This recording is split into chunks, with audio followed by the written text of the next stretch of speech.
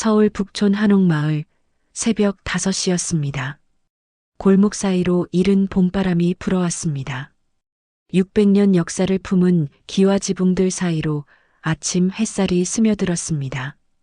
고택의 대문 앞 현판에는 먹빛 글씨가 경모제라고 새겨져 있었습니다. 조상을 공경하고 사모한다는 뜻이었습니다.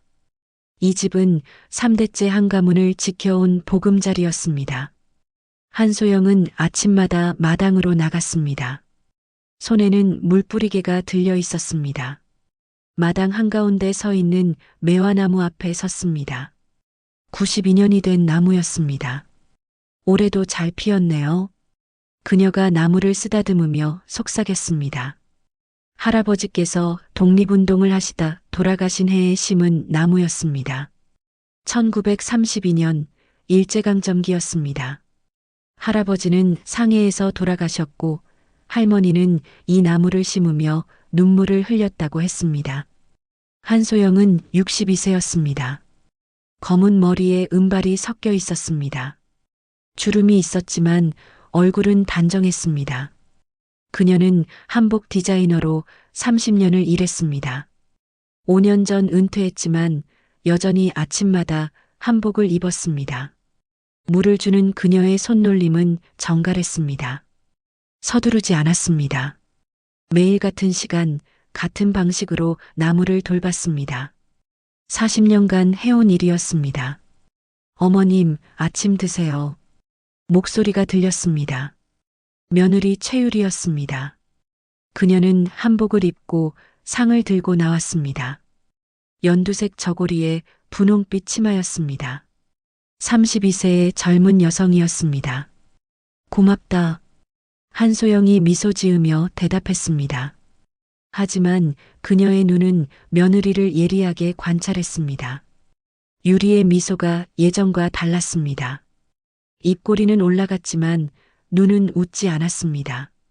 상 위에는 죽과 반찬들이 놓여 있었습니다. 정성스러웠습니다. 하지만 한소영은 알았습니다. 이 정성이 진심에서 나온 것이 아니라는 것을. 3년 전이었습니다. 아들 민준이 유리를 처음 데려왔을 때였습니다. 엄마, 소개할 사람이 있어요. 민준은 38세의 IT 기업 대표였습니다. 한소영의 외아들이었습니다. 그는 항상 일에만 몰두했습니다. 결혼은 늦었지만 어머니는 재촉하지 않았습니다. 안녕하세요, 어머님. 유리는 갤러리 큐레이터라고 했습니다. 세련된 옷차림이었습니다.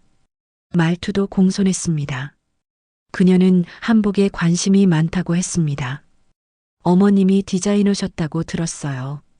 정말 존경스러워요. 유리의 말에는 진심이 담긴 것 같았습니다. 한소영은 기뻐했습니다. 아들이 좋은 사람을 만났다고 생각했습니다. 결혼식은 이 집 마당에서 열렸습니다. 전통 혼례였습니다.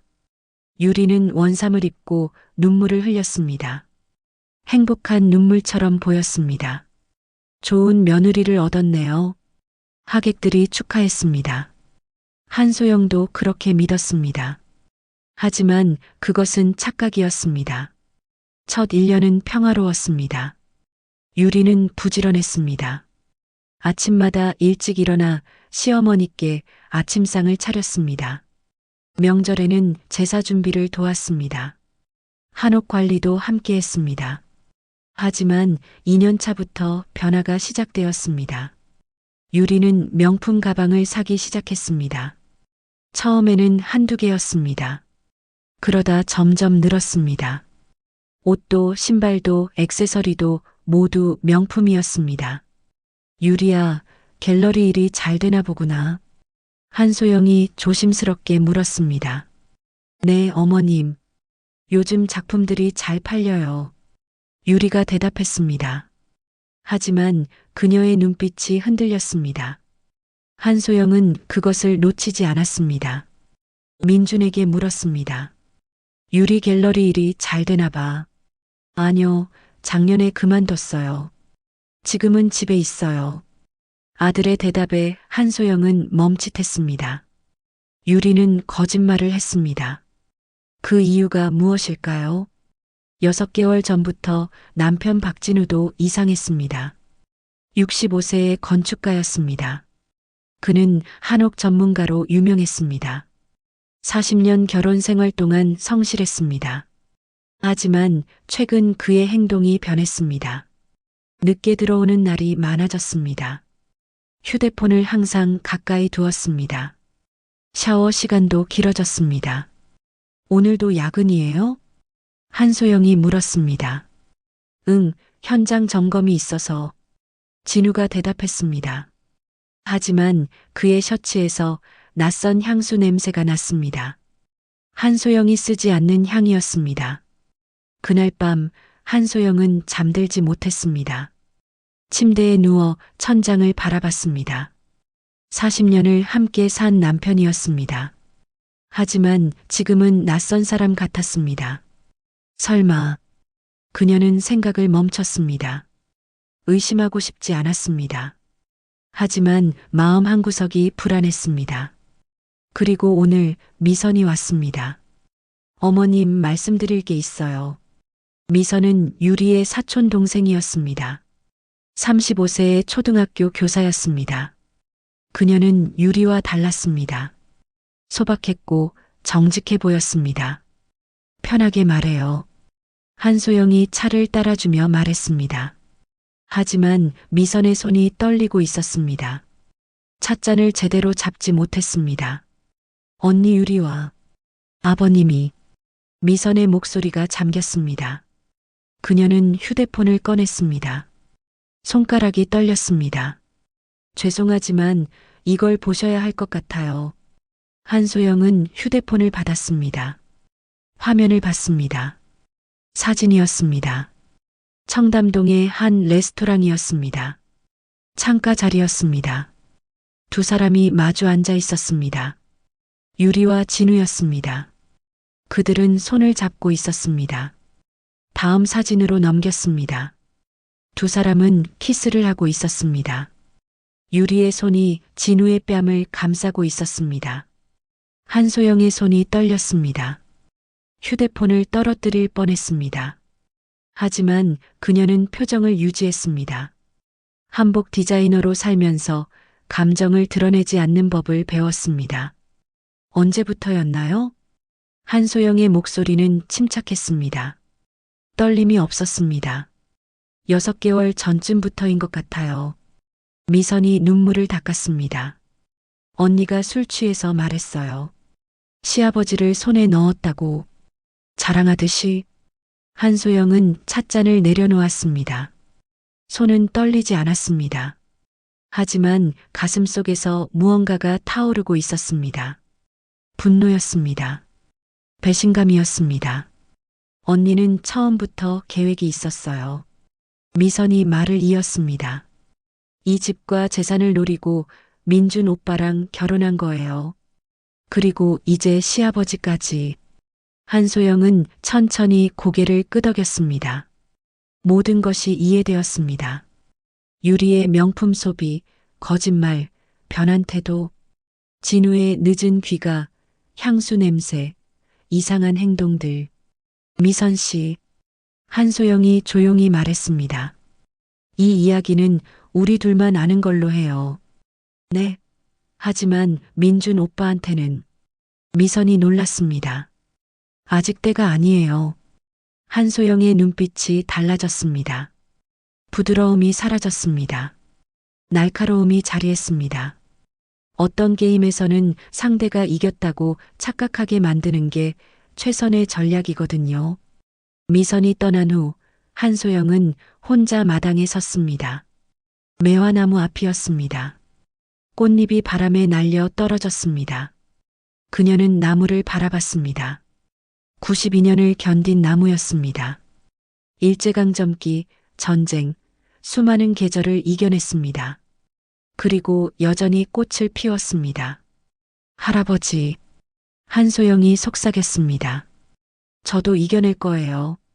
우리 집안의 명예를, 이 집을, 제 자존심을. 그녀의 손이 주먹을 쥐었습니다. 떨렸습니다. 하지만 곧 진정되었습니다. 40년의 인내가 그녀를 지탱했습니다. 저녁이 되었습니다. 진우가 집에 돌아왔습니다. 다녀왔어. 그가 말했습니다. 평소와 같은 목소리였습니다. 고생했어요. 저녁 드세요. 한소영이 미소 지으며 대답했습니다. 아무 일도 없다는 듯이 식탁에는 진우가 좋아하는 음식들이 차려져 있었습니다. 한소영이 정성껏 준비한 것이었습니다. 맛있게 드세요. 그녀가 말했습니다. 목소리는 따뜻했습니다. 하지만 눈빛은 차가웠습니다. 진우는 몰랐습니다.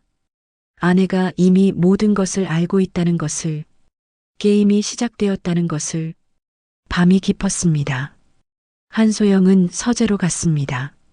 오래된 서류함을 열었습니다. 할아버지의 유품들이 들어 있었습니다. 가족 헌장이었습니다. 낡은 종이였습니다. 하지만 글씨는 또렷했습니다. 그녀는 천천히 읽었습니다. 재산은 직계 혈손에게만 상속한다. 배우자의 불륜으로 혼인이 파탄날 경우 무고한 당사자가 모든 재산을 보유한다. 한소영의 입가에 미소가 번졌습니다. 처음으로 진심 어린 미소였습니다. 고맙습니다, 할아버지. 그녀가 서류를 가슴에 안았습니다. 창밖으로 달이 떠올랐습니다. 매화나무가 달빛에 빛났습니다. 꽃잎이 바람에 흔들렸습니다. 봄은 왔습니다. 하지만 누군가에게는 긴 겨울이 시작되려 하고 있었습니다. 그날 이후 한소영의 일상은 변했습니다. 겉으로는 아무 일도 없었습니다. 하지만 그녀의 내면에서는 전쟁이 시작되었습니다. 아침 6시였습니다. 한소영은 평소보다 일찍 일어났습니다. 부엌으로 갔습니다. 진우가 좋아하는 된장찌개를 끓였습니다. 정성스럽게 두부를 썰었습니다. 애호박도 곱게 채 썰었습니다. 일찍 일어나셨네요. 진우가 부엌에 들어왔습니다. 놀란 표정이었습니다. 당신 좋아하는 된장찌개 끓였어요. 한소영이 미소 지으며 말했습니다. 평소보다 더 다정한 목소리였습니다. 고마워. 진우가 어색하게 대답했습니다. 그는 아내의 변화를 이상하게 여겼습니다. 하지만 의심하지는 않았습니다. 식사 중에 한소영이 말했습니다. 요즘 현장 일이 많으시죠? 무리하지 마세요. 응, 알았어.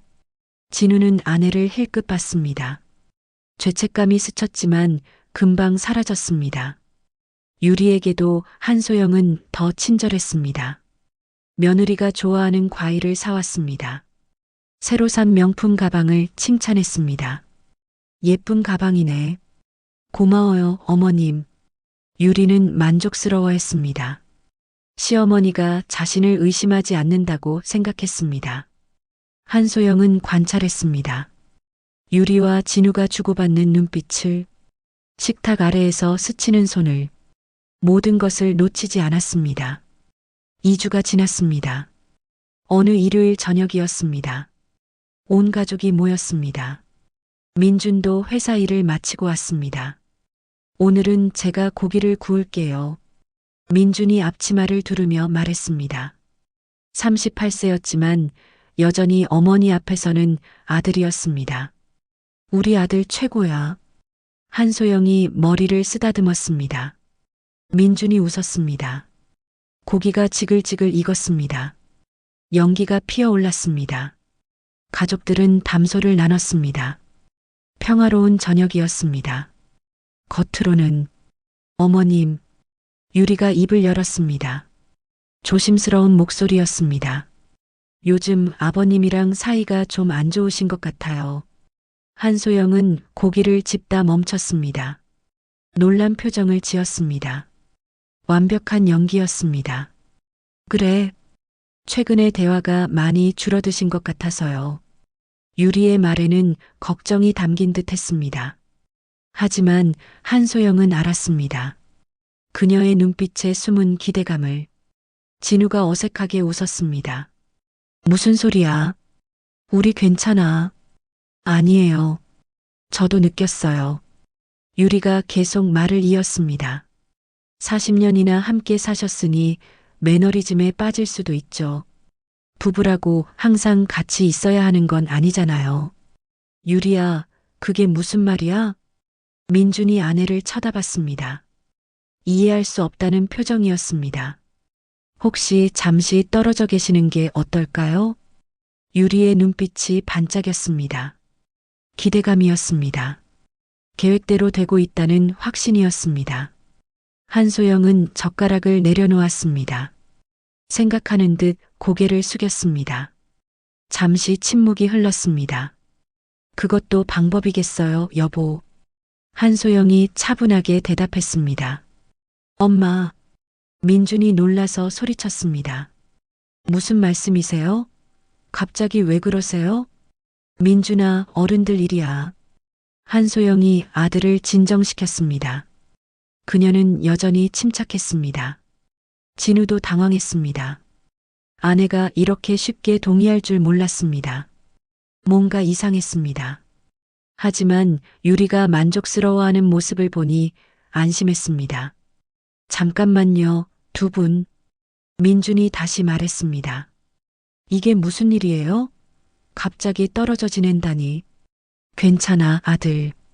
한소영이 미소 지었습니다. 어른들도 가끔 혼자만의 시간이 필요해. 유리가 시어머니의 손을 잡았습니다. 어머님, 현명하신 선택이세요. 요즘은 황혼 이혼도 많잖아요. 서로에게 시간을 주는 게 좋을 수도 있어요. 한소영은 며느리의 손을 가만히 내려다봤습니다. 그 손이 남편과 손을 잡았던 손이었습니다. 분노가 치솟았습니다. 하지만 억눌렀습니다. 고맙다, 걱정해줘서. 저녁 식사가 끝났습니다. 민주는 여전히 이해할 수 없다는 표정이었습니다. 진우는 안도하는 듯 보였습니다. 유리는 승리감에 젖어 있었습니다. 한소영은 설거지를 하며 생각했습니다. 이제 시작이야.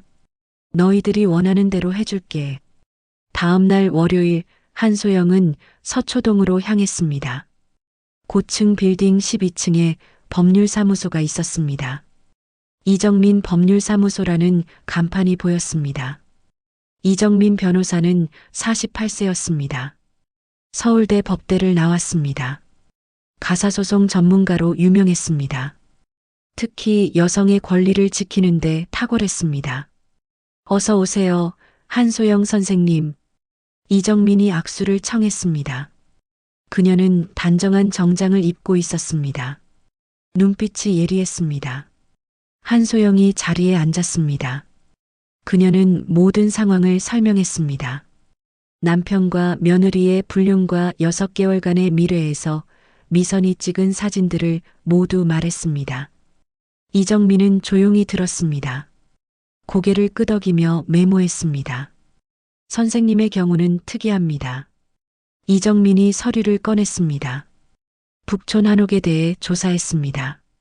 이 집은 문화재로 지정되어 있습니다. 네, 알고 있어요. 그런데 더 중요한 게 있습니다. 이정민이 오래된 문서를 펼쳤습니다. 할아버님이 만드신 가족 헌장입니다. 1945년에 작성되었습니다. 한소영은 그 문서를 봤습니다. 누렇게 변한 종이였습니다. 할아버지의 필체였습니다. 이 한옥과 청담동 아틀리에 그리고 주요 부동산은 모두 종갓집 재산으로 분류됩니다. 그게 무슨 뜻인가요? 한소영이 몸을 앞으로 기울였습니다. 일반 부부 공동 재산이 아니라는 뜻입니다. 할아버님에서 아버님 그리고 선생님께 직접 상속된 재산입니다. 이정민이 문서의 한 부분을 가리켰습니다. 여기 보세요. 종갓집 재산은 직계 혈손에게만 상속한다. 명확합니다.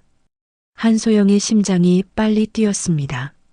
하지만 표정은 차분했습니다. 더 중요한 조항이 있습니다.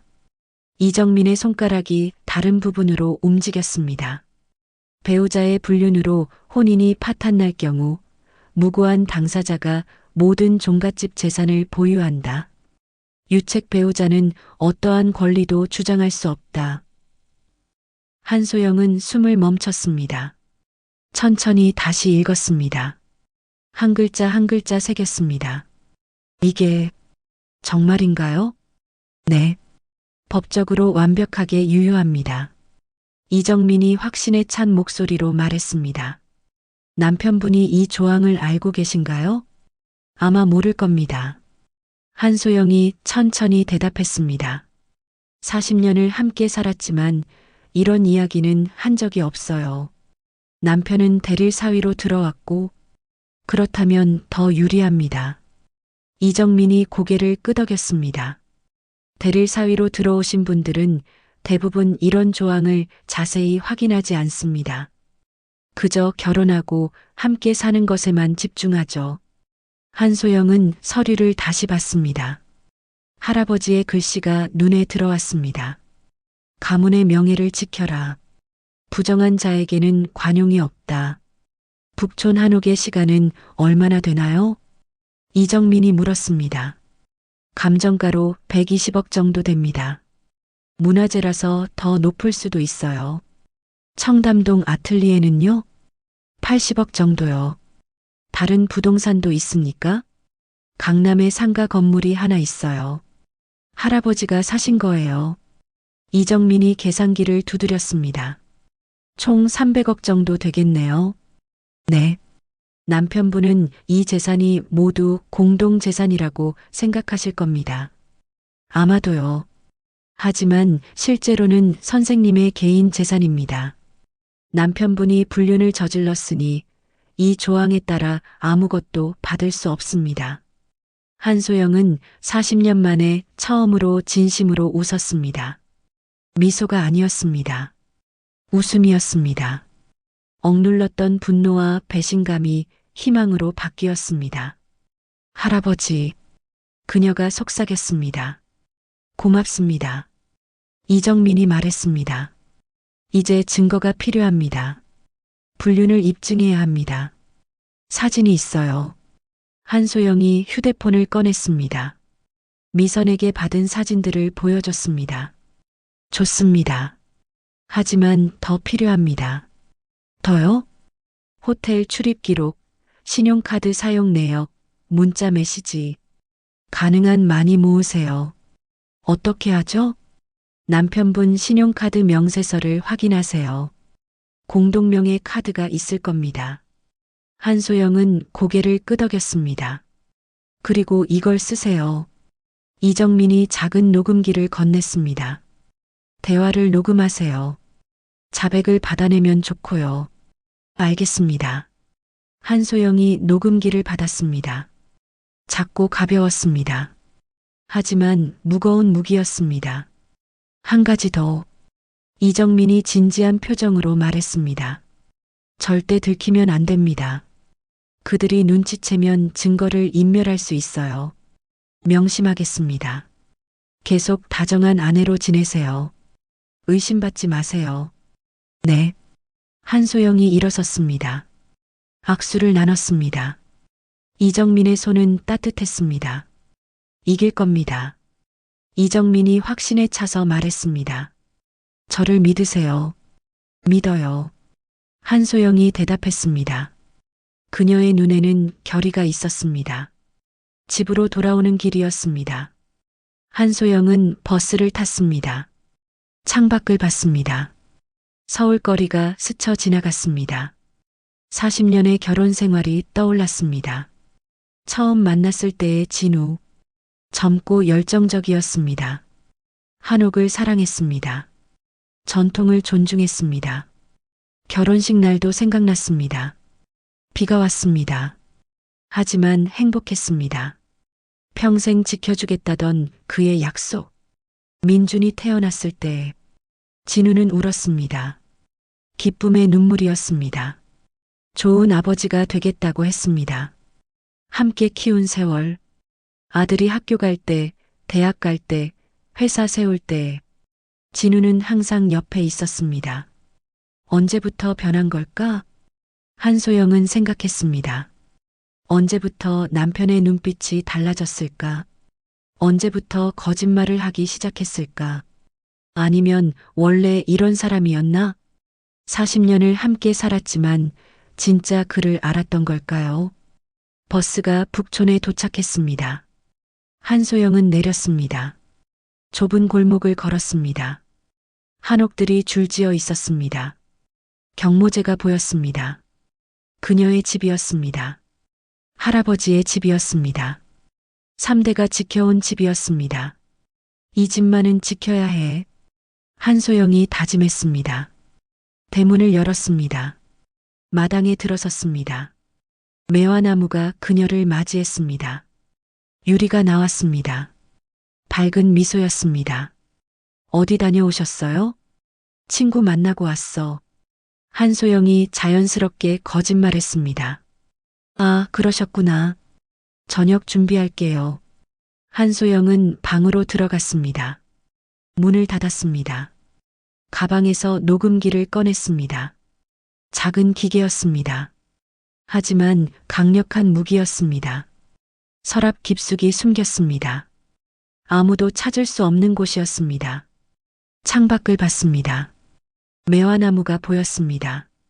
꽃이 만개했습니다. 아름다웠습니다. 할아버지, 할머니, 아버지, 어머니. 한소영이 마음속으로 불렀습니다. 지켜보세요. 제가 우리 집안을 지킬게요. 밤이 되었습니다. 진우가 돌아왔습니다. 한소영은 평소처럼 맞이했습니다. 미소 지으며 다정하게. 고생했어요. 씻고 오세요. 응. 진우는 아내를 힐끗 봤습니다. 뭔가 이상했습니다. 하지만 무엇인지 알 수 없었습니다. 저녁 식사 자리였습니다. 네 사람이 앉았습니다. 한소영, 진우, 민준, 유리. 겉으로는 평화로웠습니다.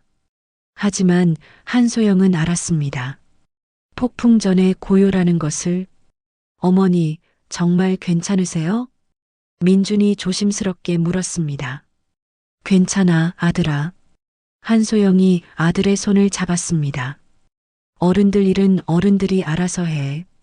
민준은 여전히 불안해 보였습니다. 하지만 더 묻지 않았습니다.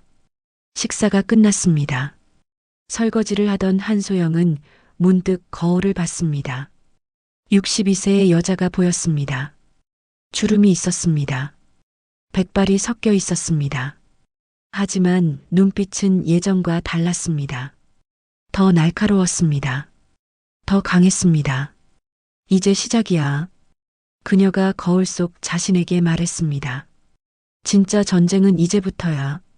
2주가 지났습니다. 한소영은 모든 증거를 정리했습니다.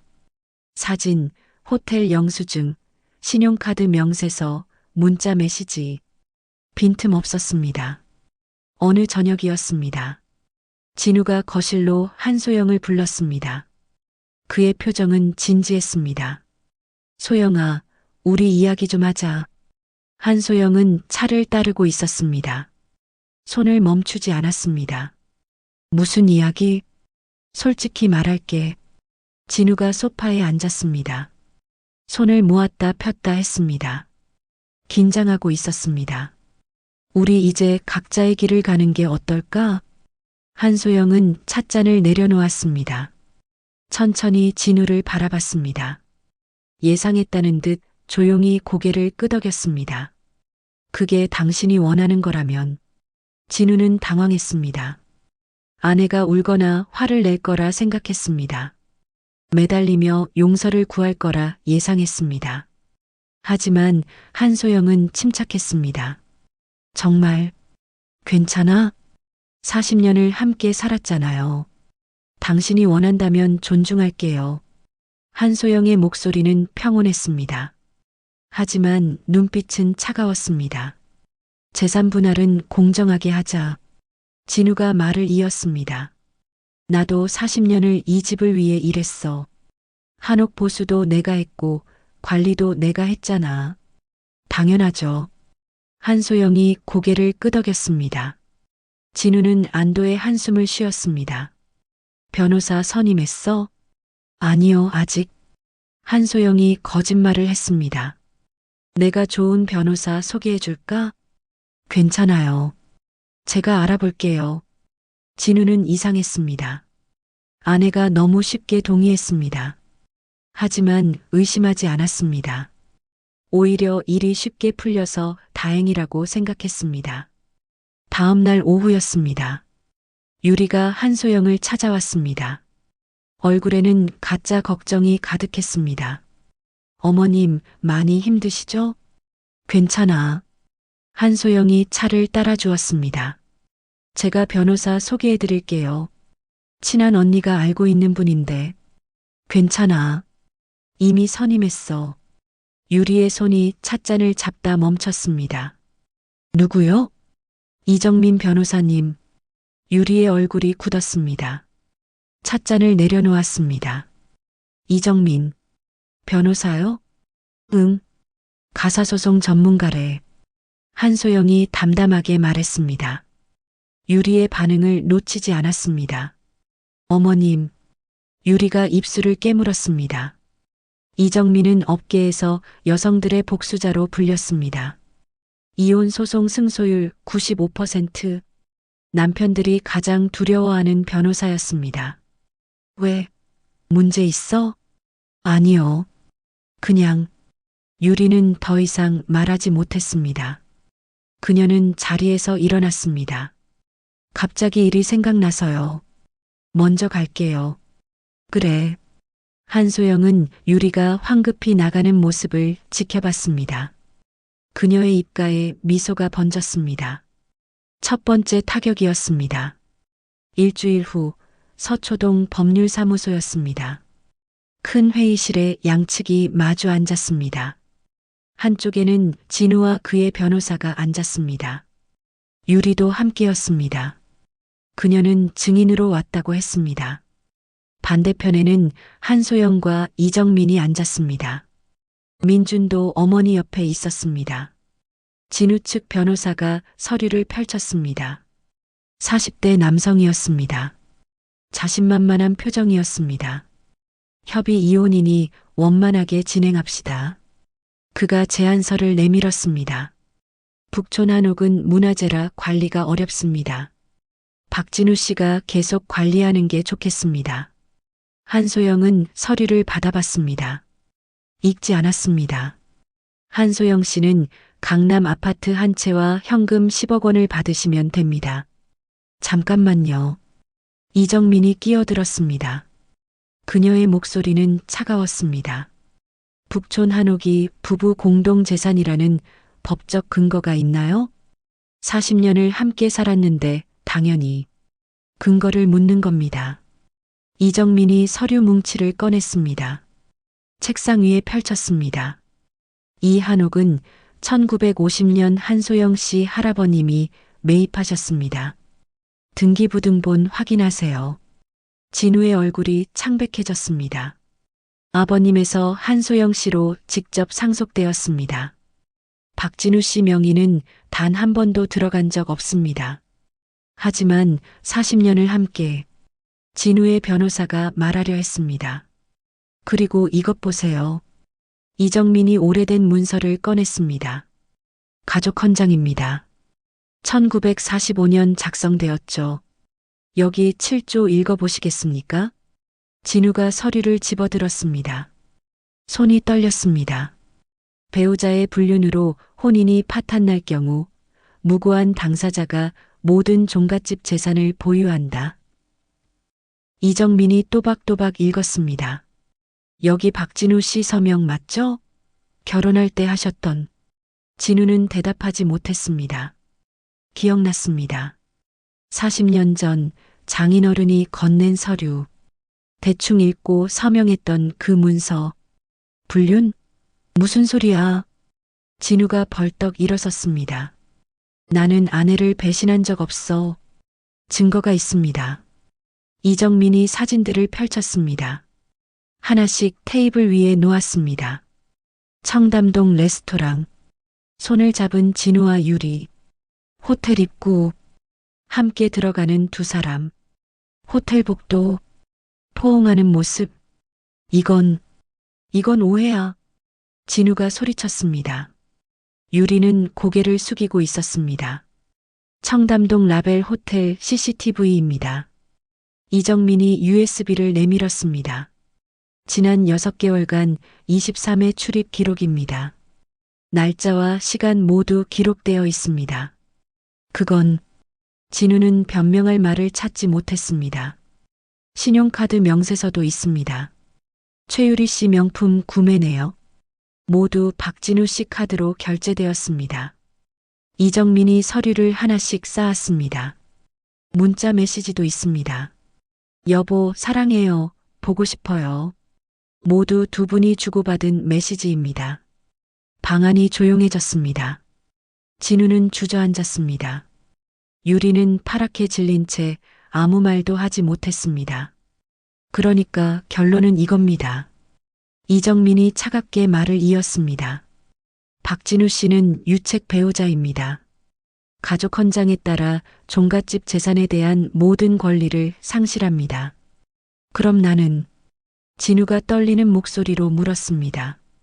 협의 이혼 시 받을 수 있는 건 혼인 중 발생한 근로소득의 절반뿐입니다.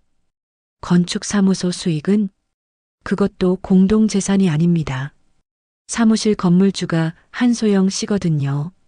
진우는 완전히 무너졌습니다. 40년간 자신의 것이라 믿었던 모든 게 사라졌습니다. 한소영은 조용히 앉아 있었습니다.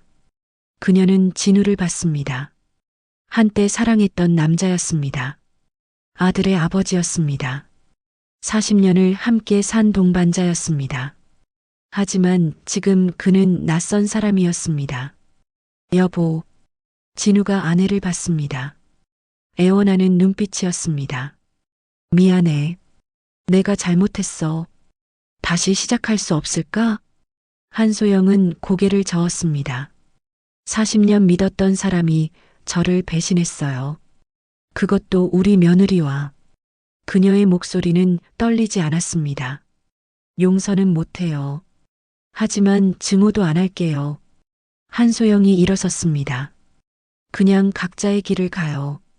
그게 당신이 원했던 거잖아요. 진우는 대답하지 못했습니다. 그는 고개를 숙였습니다. 최유리. 한소영이 며느리를 봤습니다. 오늘 중으로 짐 싸서 우리 집에서 나가. 어머님. 유리가 입을 열었습니다. 민준이한테는 내가 말할게. 넌 아무 말도 하지 마. 한소영의 목소리는 단호했습니다. 회의가 끝났습니다. 한소영과 민준, 이정민이 먼저 나왔습니다. 복도에서 민준이 어머니를 껴안았습니다. 엄마 고생하셨어요. 괜찮아, 아들아. 한소영이 아들의 등을 토닥였습니다. 이제 끝났어. 이정민이 말했습니다. 2주 후 정식 이혼 조정 나갑니다. 오늘 증거로 충분합니다. 고맙습니다, 변호사님. 제 일이에요. 이정민이 미소 지었습니다. 그런데 선생님, 정말 대단하세요. 증거를 이렇게 완벽하게 모으시다니. 견뎌야 했으니까요. 한소영이 조용히 대답했습니다. 지켜야 할 게 있었으니까요. 집으로 돌아오는 길이었습니다. 한소영과 민준은 함께 버스를 탔습니다. 엄마, 민준이 말했습니다. 힘들지 않으셨어요? 힘들었지. 한소영이 솔직하게 대답했습니다. 매일 거짓말하고 웃어야 했어. 증거 모으느라 남편 뒤를 캐고. 그런데 어떻게 포기할 수 없었으니까. 한소영이 창밖을 봤습니다. 할아버지가, 아버지가 지켜온 집이야. 내가 지키지 않으면 누가 지켜? 민주는 어머니의 옆모습을 봤습니다. 주름진 얼굴이었습니다. 하지만 눈빛은 강했습니다. 엄마, 저도 지킬게요. 고마워, 아들아. 버스가 북촌에 도착했습니다. 두 사람은 골목을 걸었습니다. 저녁 햇살이 한옥 지붕을 비쳤습니다. 경모재가 보였습니다. 대문이 열려 있었습니다. 마당의 매화나무가 그들을 맞이했습니다. 엄마, 꽃이 더 많이 폈네요. 그러게. 한소영이 나무에 다가갔습니다. 꽃을 만졌습니다. 부드러웠습니다. 꽃은 시련을 겪고 피는 거래. 그녀가 말했습니다. 추운 겨울을 이겨내야 봄에 꽃을 피울 수 있대. 엄마도 그렇게 하신 거네요. 우리 모두 그래야 해. 한소영이 아들을 봤습니다. 민준아, 너도 힘들었지? 괜찮아요. 유리랑 이혼해야 해. 힘들겠지만 이미 결심했어요. 민준이 고개를 끄덕였습니다. 그 사람이랑은 더 이상 못 살아요. 미안해. 엄마가 며느리를 잘못 봤어. 엄마 잘못 아니에요. 민준이 어머니를 안았습니다. 우리 다시 시작해요. 셋이서. 셋? 엄마, 저, 그리고 할아버지. 민준이 매화나무를 가리켰습니다. 한소영이 웃었습니다. 진심 어린 웃음이었습니다. 그날 저녁 한소영은 혼자 마당에 앉았습니다. 별이 떴습니다. 매화 향기가 바람에 실려왔습니다. 할아버지, 아버지, 어머니. 그녀가 하늘을 보며 속삭였습니다. 지켰어요. 우리 집을 지켰어요. 바람이 불었습니다. 꽃잎이 떨어졌습니다. 한소영의 무릎 위에 떨어졌습니다. 그녀는 꽃잎을 집어들었습니다. 손바닥에 올려놓았습니다. 연약해 보였지만 추운 겨울을 견뎌낸 꽃이었습니다. 한소영도 그랬습니다. 배신과 고통을 견뎌냈습니다. 이제 다시 시작할 수 있었습니다. 다음 날 아침 한소영은 일찍 일어났습니다. 매화나무에 물을 주었습니다. 새들이 지저귀었습니다. 봄이 왔습니다. 현관문이 열렸습니다. 진우가 짐을 싸서 나왔습니다. 유리도 함께였습니다. 여보, 진우가 불렀습니다. 잘 가세요. 한소영이 짧게 말했습니다. 더 이상 할 말이 없었습니다. 진우는 고개를 숙였습니다. 두 사람은 대문을 나갔습니다. 한소영은 그들이 사라질 때까지 봤습니다. 그리고 대문을 닫았습니다. 이제 진짜 끝이었습니다. 40년의 결혼 생활, 배신과 고통, 모든 게 끝났습니다. 하지만 동시에 시작이었습니다. 새로운 인생, 자유로운 삶, 진짜 자신을 찾는 여정. 한소영은 마당 한가운데 섰습니다. 매화나무 아래였습니다. 꽃잎이 그녀를 감쌌습니다. 이제 시작이야. 그녀가 스스로에게 말했습니다. 진짜 나로 사는 거. 햇살이 쏟아졌습니다. 따뜻했습니다. 한소영은 눈을 감았습니다. 깊이 숨을 들이쉬었습니다. 봄은 왔습니다. 그리고 그녀도 다시 피어날 것입니다.